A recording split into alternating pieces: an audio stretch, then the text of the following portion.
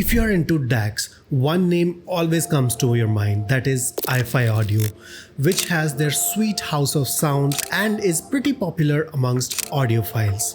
And their product iFi Go Bar Kensei tries to achieve that with style. Special thanks to the iFi Audio for providing the unit for review, and I'll leave the link in description, so do check out. So without any further ado, let's break it down into categories, starting with package, build and design. For package, iFi never disappoints, and here as well they come up with a very premium unboxing experience. The box is made of wood. You get this tank build DAC, 2 cables C2C and C2 Lightning, and a leather case for the DAC. Build per se, Go Bar Kensei comes with full metal build with straight edges, and it looks amazing. In front you have iFi logo and a Japanese print, must be Kensei in Japanese script, and a high-res logo. In the back you have light indicators for PCM, DSD, MQA. On the sides you have a menu button to control features, where you press once and go to MQA, xBass and xSpace and so on. If you keep it pressed for some time, you go to K2HD mode, which we'll talk about in the sound. And there's an iMatch switch for power management as well. It comes with both 3.5 and 4.4 denominations as well.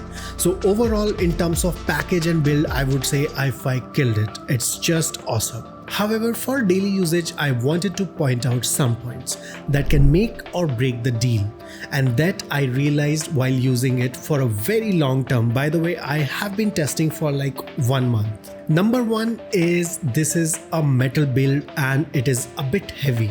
So on a portable usage, it can be cumbersome here and there. I personally use this sleeve to make it even more convenient. However, for some, it can be a task. Number two, because of this brushed metal finish, it is prone to scratches. Number three, it gets warm and it is not pleasant to touch if you live in hot climate. So if you are into a hot climate, I would say do not go for iFi Go Bar Kensei. So number three is the deal breaker for me.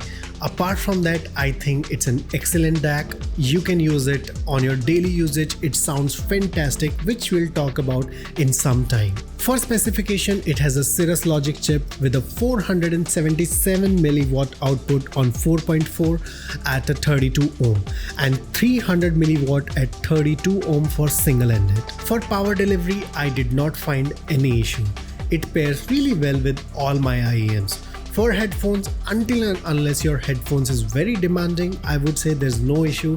You can use them. However, I will reserve it for IEMs only. Let's see how does it sound sonically. So iFi Go Bar Kensei maintains the iFi house of sound with its warm neutral tone and analytical capabilities, and Cirrus Logic only complements it very well. It's a warm neutral sounding DAC with an added weight note in lower frequencies and lower mid-range. When you start using it, you will immediately see that the notes are slightly thicker than they sound in your other neutral DAC per se. Like when I was comparing with M15i, I could immediately see it is adding that thickness. There was no treble roll-off or any unnecessary shine as well. It handled resolution like a pro as well. It never felt like it is coming from a dongle DAC.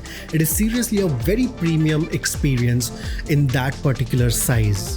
Dynamic range is excellent as well. It handles those quietest to the loudest part like a breeze. So I had no issues in terms of technicalities or sonically as such with Go Bar Kensei. Very premium experience from this device. It has 3 modes that change aspects of sound in some way or other. One is K2HD, another is xBass and xSpace. xBass and xSpace is just like any other iFi product.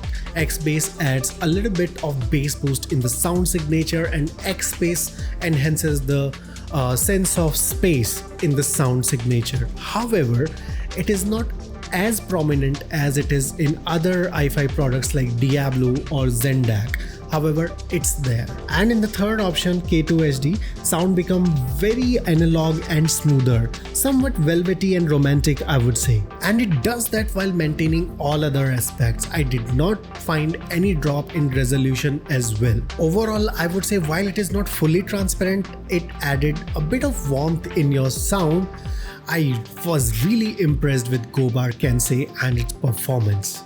So let's see how does it compare with other competitors in the similar price range. So let's compare this with two of the beasts. One is Questyle M15i and other is iBasso DC Elite. iBasso DC Elite and Questyle M15i, I would say both are more analytical and more resolving in comparison to your Go Bar Kensei, where Go Bar Kensei takes music first approach. M15i bass is the most natural and most tactile out of the three, and whereas iBasso DC Elite is the most complete form of Dongle DAC, I would say. And Kensei again keeps things exciting with its warm, velvety sound and at the same time providing additional features like xBass, xSpace, K2HD gives you a little bit to play around. In conclusion, I would say iFi did a fantastic job with Go Bar Kensei, providing a unique experience in terms of build, performance and package and features. It really provides a very premium experience for a dongle DAC. I would give this DAC a solid 4 stars and this is TWX recommended. Well, this was it for iFi Go Bar Kensei. Do share your thoughts in comments, do like and subscribe, and I'll see you on the next one.